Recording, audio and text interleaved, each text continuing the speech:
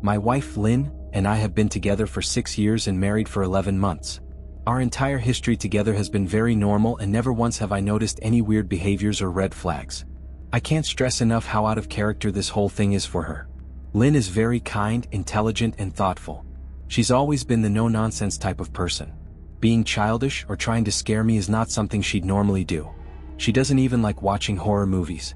When we first started dating, she agreed to watch The Shining with me because she knew how much I loved horror. She was so scared that she didn't even make it through half of the movie before we had to turn it off. She isn't into anything creepy and has never been into pranks. It's just not her cup of tea. And that's fine. But that's what was so strange about this. It's just so unlike her. I should also add that she never had any mental health issues, and as far as I'm aware, it doesn't run in her family. I know some people are able to hide their mental health problems, but in the 6 years we've been together, I think I'd have seen some sort of sign. 2 months ago, I was in the kitchen making myself some coffee before work. I was running a bit late that morning and knew I wouldn't be able to make it to Dunkin' Donuts for my usual morning fix. I took a sip of my coffee as I hurried down the hall towards the front door, when I happened to notice Lynn peeking at me from around the corner ahead of me. I could only see her eyes and a strand of her long dark hair hanging against the wall. The rest of her body was concealed behind the corner. I nearly spilled my coffee when I saw her. I did burn the shit out of my lips. "Geez, Lynn," I said, wiping a few drops of coffee from my pants. "You scared the shit out of me." She immediately popped out of view like a little kid that had been caught. I heard her scurry off towards the living room, and by the time I got to the front door she was out of sight. It was really weird and just totally out of character for her, like I said, but I also found it kind of funny that she was being more playful and a little less serious. I shouted that I loved her and called her a weirdo. As I shut the door behind me, I heard her laughing. Her behavior was a bit odd, but it certainly wasn't something to call a priest over. I forgot about it by lunch, and by the time I got home she was her normal self. I didn't bring it up and neither did she, and life went on. The next incident happened 3 days later. It was around 2 a.m. and I had woken up to get a drink. I was standing at the kitchen island, jug of OJ in hand, when I felt a strong feeling that I was being watched. For whatever reason, I looked down at the floor and saw my wife's smiling face staring back. She was peeking at me from the other side of the island, staring up at me with wide, unblinking eyes and grinning. Grinning like the Cheshire Cat. I screamed, I'll admit it. Not out of irritation but fear. For some reason at that moment I was scared. At the sound of my scream, Lynn scuttled backwards out of my view, her hands and feet smacking the tile floor as she hurried out of the kitchen on all fours. I didn't run after her or even yell after her.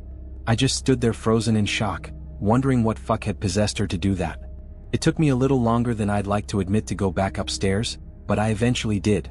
When I got to our bedroom, Lynn was lying on her side, asleep. Or at least pretending to be.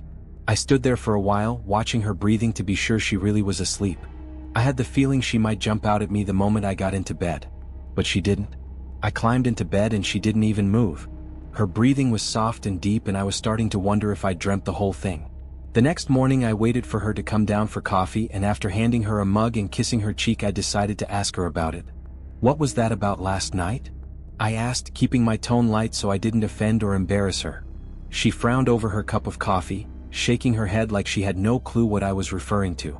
"You were peeking at me again. From over there," I said, pointing to the spot on the floor by the kitchen island. She followed my gaze, and when she looked back at me she burst out laughing.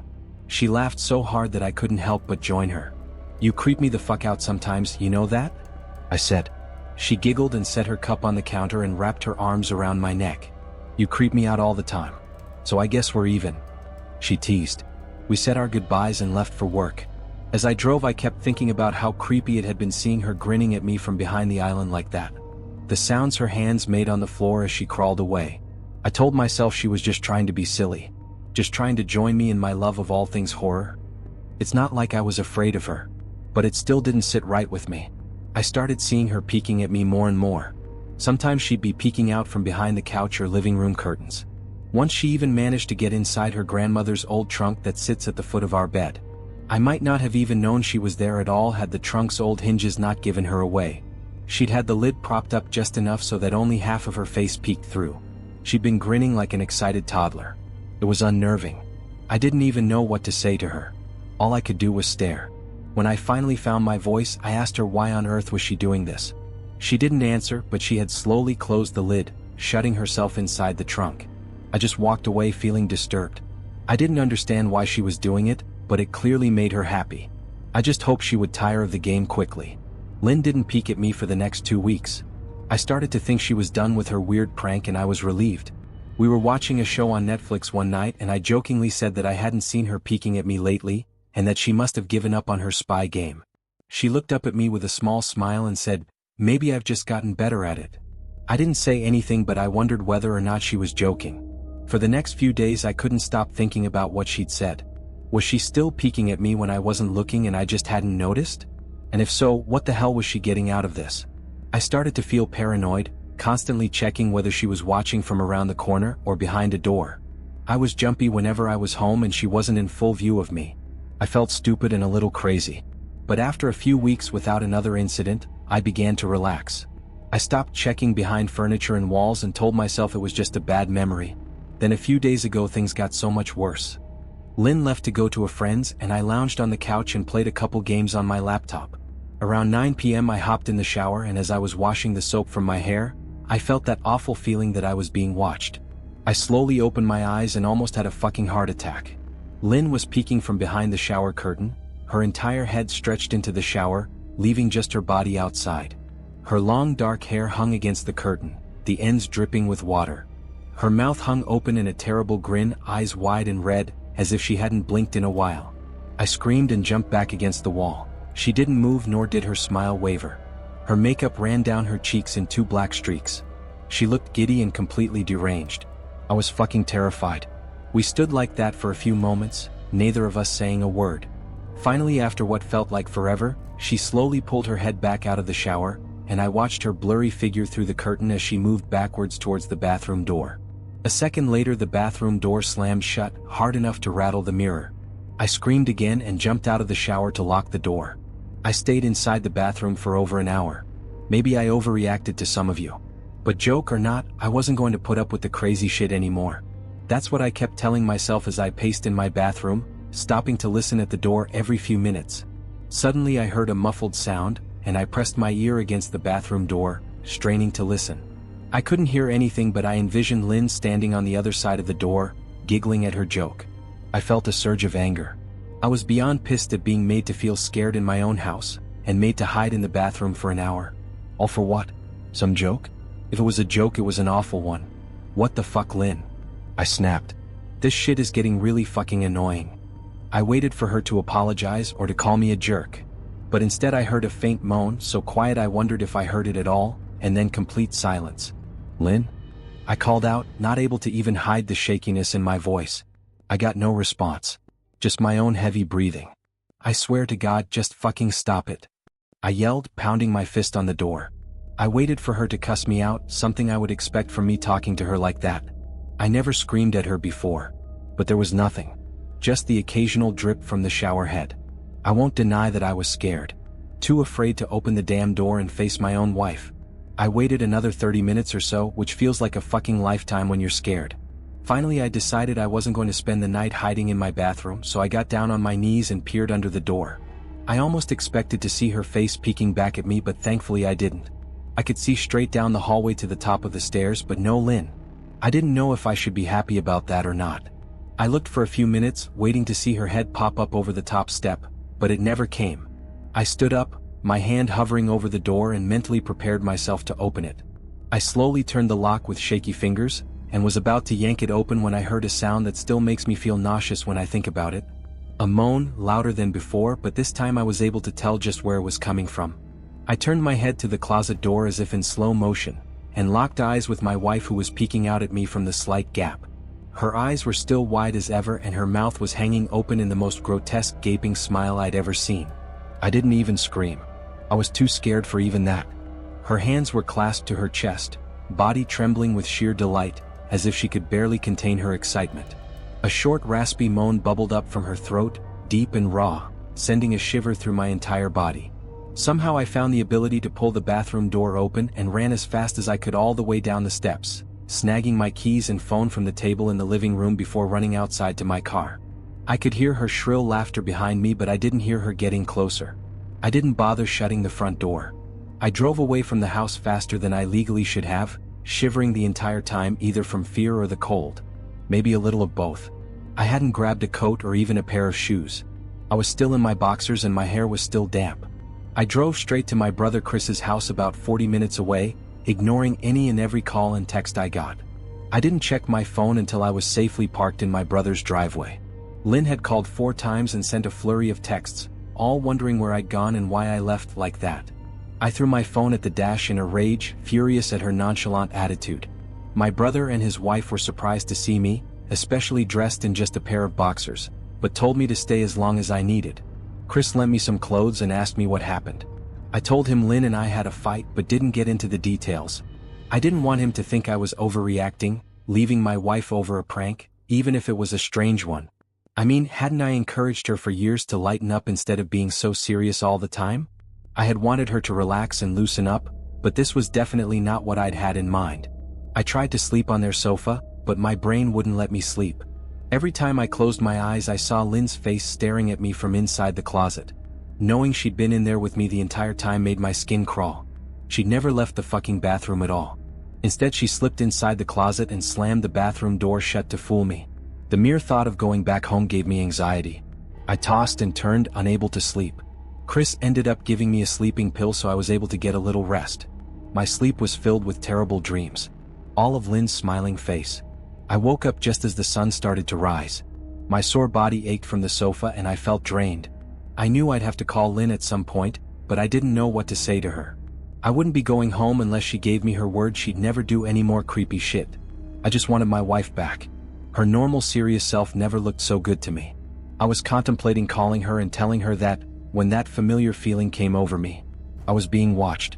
I was staring at the ceiling, my heart in my throat. I didn't want to look away, but the longer I ignored the feeling the worse it got. My eyes drifted away from the ceiling almost on their own.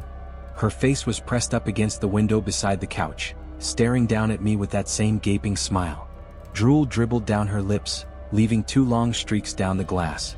I didn't know how long she'd been there, but something told me she'd been there quite a while, possibly all night. I didn't bother screaming, though I was afraid anger trumped any fear I felt at that moment. I jumped up from the couch and pounded my palm against the glass. "Lynn, are you crazy? What the hell is wrong with you? Just go home," I shouted. "Now." She didn't move and her ghastly expression never changed. If anything, her smile only grew, as if she had never been more elated. I could hear Chris and his wife moving around upstairs. As if Lynn could hear them from her place outside, her head twitched slightly in their direction, and she began to close her mouth slowly. Chris called my name from upstairs, obviously concerned. I turned to see him and his wife Rebecca hurrying down the steps. When I turned back to the window, Lynn was gone. The only sign she'd been there at all was the 2 streaks of drool still dripping down the glass. I tried explaining to Chris and Rebecca about waking up to see Lynn watching me through their window. They were skeptical, who wouldn't be? Chris and I went outside to the spot in front of the window, but there were no footprints in the dirt, just a slight indent. Animal probably, Chris guessed, and I didn't argue. He and Rebecca assumed I dreamt the entire episode, but they didn't understand, and I was too tired to explain it to them. I called out of work that day and turned my cell off. I didn't want to face Lynn. Just talking to her was too much for me at that point. I really started to believe something was irreversibly wrong with her. That no matter what promises she made, we'd never be the same again. The thought saddened me to my core. I cried most of the morning. By noon I figured I was ready to confront her. Give her one last chance to explain herself.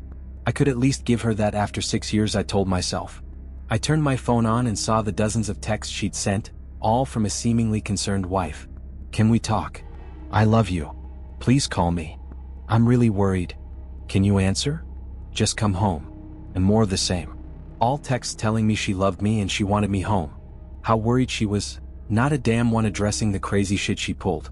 Like she hadn't been acting like a character from a Stephen King book. Even her texts were different. She normally texted novels just to tell me to pick up a loaf of bread. You'd think she'd have more to say to me after her bizarre shenanigans. I know it probably seems childish to some of you who are miles away from this situation. But if you saw the way Lynn had looked at me, how she scampered away on all 4s like some wild animal, grinning at me from inside the closet like a lunatic, then I think you'd find my reaction was warranted. I ended up staying with Chris and Rebecca for another night. I didn't wake up yesterday until afternoon, and thankfully I didn't see Lynn's face watching me through the window. I don't want to pry because it's not my place. But is this fight something that can be mended? Rebecca asked. She'd made us both a sandwich for lunch, and I knew she wanted to breach the subject without seeming to be nosy. I don't know. She's like a different person, I said, choosing my words carefully. I still wasn't ready for her or Chris to know the full extent of the batshit craziness I had been dealing with. People change, Ben. But she's still the same woman you married. Maybe you both just need to talk through your issues. Whatever's going on, I'm sure it can be fixed, she said, ever the peacemaker. I think it's beyond that now. I don't think talking would help. I just don't trust her, I said. The words stung in my heart. I missed and loved my wife. But how could I live with someone like that? Living in constant fear didn't sound too appealing. Lynn loves you. She has to be absolutely crushed, she said. I don't know about that, I said. Well, she certainly seemed like it to me. I've never seen her so upset. Very much unlike the Lynn I know, Rebecca said, shaking her head sadly. It took a full minute for her words to really sink in, and when they did, I felt dread worming its way through my skin. Wait, what do you mean? You saw her? You saw Lynn? I asked, my mouth suddenly dry. Rebecca nodded casually as if that fact wasn't nightmare fuel. Maybe for her it wasn't. She stopped by this morning just after Chris left for work, she said, cleaning the plates from the table. I didn't see her car though. Maybe she took an Uber or something. Beck, what did she say? Did she come inside? I asked, sweat starting to break out on my forehead. I began looking around, examining corners as though a predator lurked behind them. No. She just asked if you were awake yet, and I said that you weren't. I asked if she wanted me to wake you, but she said no. Just said to let you sleep, she said as she washed the dishes. That's all? She didn't say anything else? I asked. No. She looked awful though. Like she hadn't slept in days. I think you should call her. I got up from the table and thanked Rebecca for lunch. I felt a little bit better at the knowledge that at least she hadn't come inside. Still, I needed to double check that the doors were locked. I sat for a while trying to figure out what to do next. I didn't want to go home, but I felt that I owed it to Lynn to help her if I could. Hadn't I swore an oath to love and honor her through sickness and in health? Clearly she was very sick. If she was sick, which I truly believed she was, I had to try and get her the help she needed. But I didn't even know where to start. I didn't want to call the police, and besides, what the hell was I going to tell them?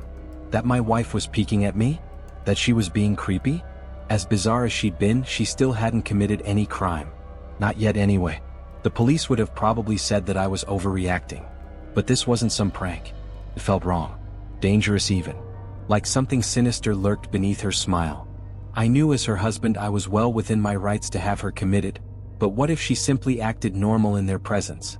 She'd obviously been able to fool Rebecca into thinking she was just a concerned wife. As long as the doctors didn't find her a danger to herself or others, they'd have no choice but to release her after 72 hours. I felt lost and overwhelmed, so I did what any husband in my position would do. I called her mother. I didn't want to believe me. Her mother, Marianne, and I were never on the best of terms. We'd never fought or anything like that.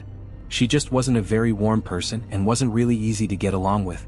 She hardly ever smiled, and when she did, only her lips would move into a thin-lipped smile, leaving her eyes as blank as before. She gave off this aura that felt like she was permanently on the offensive. I'd only met her twice, and both times were for such short visits. I got the impression she didn't approve of me for her daughter. Lynn always ushered us out quickly, as she didn't want me to feel uncomfortable, which I was grateful for. Being in her mother's company felt almost unbearable, like walking on glass. I was glad when we moved 3 states away so we didn't have to see her often. I was happy to avoid the woman, but I needed her help. I really didn't want to talk to her at all, but I had to talk to someone, and someone who knew Lynn better than I did. So I grit my teeth and did what I had to. Yes, she answered, already sounding irritated. Marianne, it's me, Ben. Do you have a minute to talk? I asked. I could hear her cluck her tongue in irritation. I'm in the middle of writing some checks, but if you insist, I suppose I can spare a moment. What is it that you want to discuss, Benjamin? She said coolly. It's about Lynn. She's been acting strangely, and I was wondering if you had any idea whether there was something. I was quickly interrupted. It's a bit difficult to follow your rambling, Benjamin. What is that you want from me? She asked. I could almost see her standing there in her thin sweater and slacks, tapping her fingernails impatiently on the table. I wanted to know if you'd ever noticed any odd behavior? Or possibly any mental health issues? I asked. There was a long, uncomfortable pause that I couldn't tell was because she was just thinking or something else. Finally, after a few seconds, she spoke. I'm not sure if this is one of your jokes, Benjamin, but if so I don't find the humor in it. Now I do have business to attend to as I've said, so if you don't mind she said, but I cut her off before she could get rid of me. Marianne, it's not a joke. I'm sincerely concerned about Lynn's mental health. Her behavior has been very erratic lately. I'm very worried about her and I figured as her mother you would be as well. I said, my frustration evident in my voice. If you're truly concerned then I suggest you get the health professionals involved. I don't know what you expect of me. She snapped. I could tell she was seconds away from hanging up and for some reason I was desperate not to let her. I had the feeling that she knew a lot more than she was letting on. Please. If not for me, do it for Lynn. I tried. I heard a faint shaky intake of breath, as if she were trying to hold her steely persona together but failing. Marianne? What's I started. Benjamin, I don't know what to tell you. My only advice would be to seek professional help. Do not call here again. Goodbye. I tried to call out to her but she'd hung up. I tried to wrap my head around the call and her refusal to help me. Even if she didn't like me, why wouldn't she want to help her own daughter? I couldn't understand that. I tried to replay the conversation, desperate to find something I missed. After a while I almost gave up, until I remembered her last words to me. Seek professional help, she'd said those words with a bit of urgency. I could have just been grasping at straws but no, I was sure her voice had changed ever so slightly when she'd said that. As if they were very important. What had she meant? I assumed she'd been referring to medical professionals, but maybe she was referring to someone else. Someone that she didn't, for some reason, feel comfortable saying directly. Or maybe I was just desperate. I waited for Chris to get home and after a very long and exhausting conversation with him and Rebecca, I convinced them that Lynn truly needed psychiatric help. I didn't tell them everything. I wasn't prepared to go into it yet, but I told them about our last encounter. How she'd hidden in the bathroom, peeking at me from the closet. They were obviously shocked but thankfully they believed me. They too just wanted to help her. Still they didn't think it was all that serious. Weird maybe but not dangerous. They just kept saying that Lynn had to be playing some kind of weird joke. Maybe for YouTube? Rebecca offered, if only half-heartedly. Chris didn't think we should involve the police just yet. He offered instead to go with me and I readily accepted. He reasoned that calmly talking to her, trying to coax her into going willingly was the best recourse. I agreed to do it his way. At least I wouldn't be going into that house alone. We drove over this morning just after breakfast. There was no way I was going at night. When we pulled into the driveway my stomach began doing somersaults. Her car wasn't there but I still didn't let my guard down. The front door was ajar and for a split second I thought we'd see her eyes staring through the gap. I was shaking and starting to sweat. Chris however was fine. He waited for me to open the door, his hands in his pockets like he was going on a fucking stroll through the park. I envied his ignorance. I pushed the door open and was immediately hit with the stench of rot. Chris smelled it too and he walked in the house behind me with his nose scrunched up. What do you guys use to clean the floors around here, shit? Chris mumbled. Shut up. I said, my eyes darting around for any signs of Lynn. The house was deadly quiet and dark despite being 10 in the morning. All the curtains were closed up tight, refusing to allow any sunlight inside. If I hadn't left it just 2 days prior I'd have thought the house to be abandoned. We moved through each room, carefully checking any place that she might hide, occasionally calling her name. Why the fuck are you looking under the couch? Chris asked eventually. Aren't we looking for your wife? He was looking at me like I was a moron. Let's just go upstairs. I whispered. He shook his head but followed me up the stairs to check the bathroom and spare bedroom. On the way up my shoes crunched over pieces of glass that looked to be littered over a few of the steps. I noticed that one of Lynn and my wedding portraits that hung on the wall along the staircase had been smashed. The frame hung crookedly, all the glass removed. I stared at the picture, a lump forming in my throat. We had taken the photo just after leaving the church after saying our vows. She looked so beautiful in her white gown. I looked at Lynn's beautiful face. I never dreamed her face would ever be a source of terror for me. We climbed the rest of the steps and checked the spare bedroom, but it looked completely untouched. I was hesitant to go into the bathroom, my fear from that night coming back to me all at once. Chris noticed and offered to go in by himself but I couldn't let him do that. So we walked in together, checking the closet and the shower. The bathroom looked as if it hadn't been touched since the night I left. I don't think she's here, Ben. Why don't you pack some clothes and we'll try coming back tomorrow or something? Chris said. I nodded and went into our bedroom and shoved some clothes into a duffel bag. When I checked inside our closet I came across the source of the smell and gagged. Chris took one look and lost all color in his face. He had to go stand by the stairs to get away from the sight and smell. I gazed down in shock at what lay inside my bedroom closet. Soaking into the rug were at least a dozen eyeballs, all carefully laid out in pairs.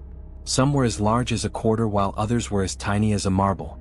I stared down at the eyes she'd collected from small animals and I wondered how she'd gotten them and shuddered at the thought. Man, I thought I had it bad with Becca's shoe addiction. But fuck me. Your wife's in here collecting eyeballs. Chris said, gagging. Ben, I think we should go. He called from the hall. I'm getting nauseous. All right. I grabbed my duffel and shut the closet door on my new nightmare. I stepped out into the hall and took a deep breath of air. I could taste the rot on my tongue and I couldn't help but gag. Who the fuck lines up eyeballs in their closet like that? Chris mumbled. I tried to tell you she needed help. I said. She doesn't need help, Ben. She needs a fucking exorcist. He said.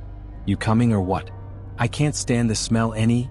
His words died in his throat and his eyes grew wide with fear. I didn't ask him why. I could feel it. Someone was watching me and I didn't think it was the eyes in the closet. I turned around, my eyes slowly scanning the bedroom. Christ, I whispered as I finally saw what we'd missed. Under the bed, curled on her side, watching us with the excitement of a kid on Christmas morning, was my wife. She held her hands together just under her chin, and they were shaking eagerly. Now that she knew she'd been found, I could hear the quiet noises she was making. A sort of hiccuping sound in her throat, as if the excitement was just too much for her. It was unnerving to say the least. Wide eyes and that same huge smile. Everything in me told me to run, but I forced it away. This was my wife. No matter how twisted, she was still the woman I married. I had to help her. Lynn? I said softly. She didn't respond, but her head bobbed back and forth in two quick little movements as if she were nodding. Baby, I just want to help, okay?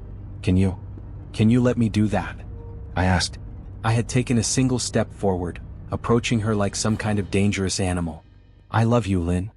I said softly, taking another step closer. She let a tiny moan escape her wide-open mouth and I had to resist the urge to run.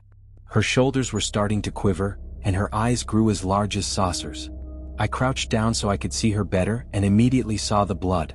Her hands were covered in it. They trembled more the closer I got, as if she was barely able to contain herself. Lynn, are you hurt? You're bleeding, I said. She bobbed her head again, her bloody fingers moving up and down as if playing an invisible piano. They occasionally grazed her chin, leaving smears of blood on her skin. I wanted to recoil in disgust. The smell that was coming off of her was revolting. I could feel the vomit trying to climb up my throat. Her lips were dry and stretched thin, blood seeping between the cracks.